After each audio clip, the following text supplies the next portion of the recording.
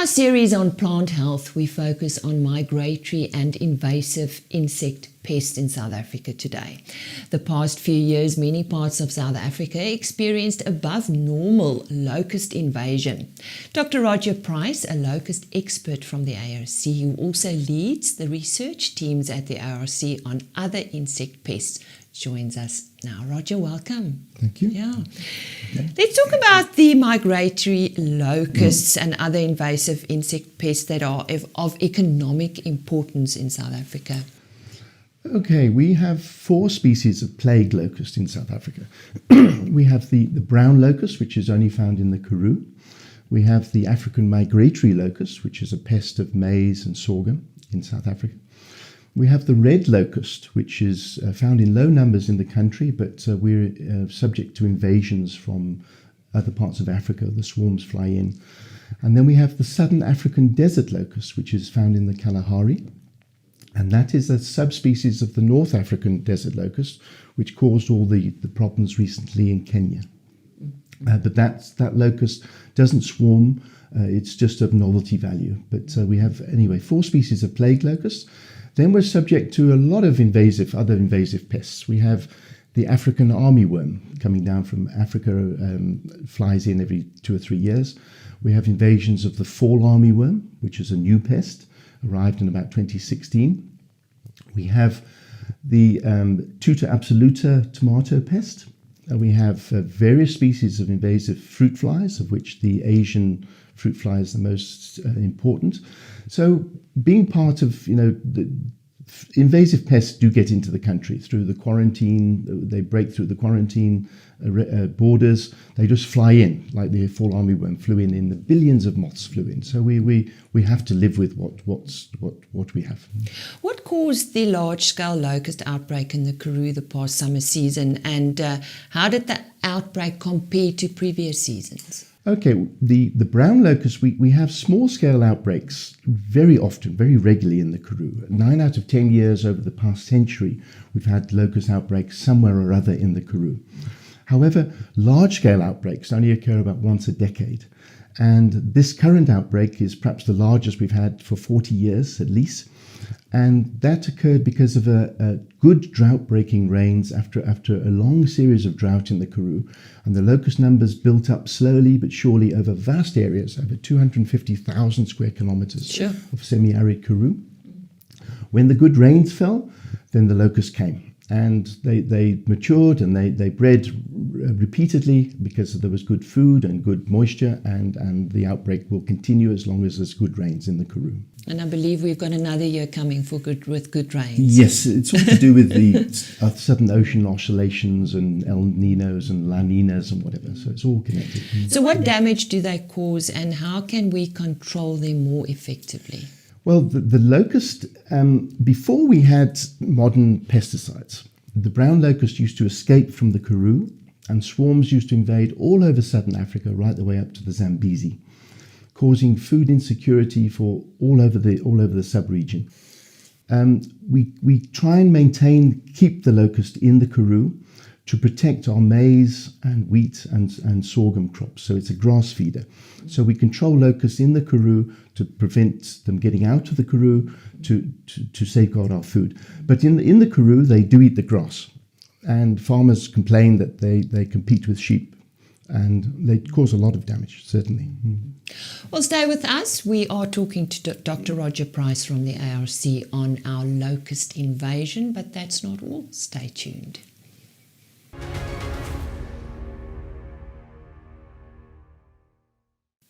Welcome back to our discussion with Dr. Roger Price from the ARC on invasive insect pests in South Africa, and we are focusing on the locust. We all know about the damage we've gone through in the Karoo.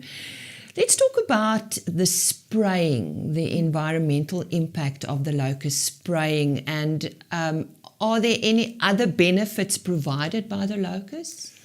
Well, the spraying is a concern. We're using the most modern pesticides we can afford at the moment. We have switched to these modern synthetic pyrethroid pesticides, which are far safer than the organochlorine and the organophosphate pesticides used in the 80s and 90s, which caused a lot of mortalities of mammals and birds. So the insecticides we use at the moment are far safer, but they're still pesticides. They kill a wide range of insect organisms throughout the Karoo. So if we're only spraying small areas, then there is a rapid recolonization of those plots. But if we're spraying large areas, then the recolonization will be far slower.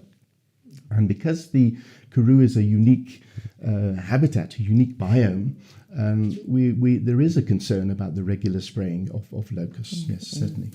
And the how and the when is also important. How and when? Yes, if the locusts are sprayed at a critical time of the year when other insects are breeding, then yes, it'll have a big impact, certainly. And then it has an impact on the lizards and the mammals that feed on those insects.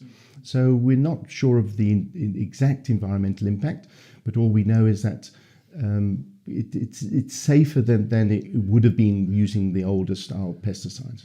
Roger, let's move away from the locust and talk about the recent invasion of new insect pests and, of course, the economic damage. Yes, the new insect pests. Well, we've had, everybody knows about the invasions of the Fall Armyworm, which is from Central and South America, and it arrived in South Africa in January 2017 and is now endemic to the country. It is settled here. It's not going to go away. It doesn't impact the commercial farmers so much because they're using, they can spray and they've got genetically modified maize.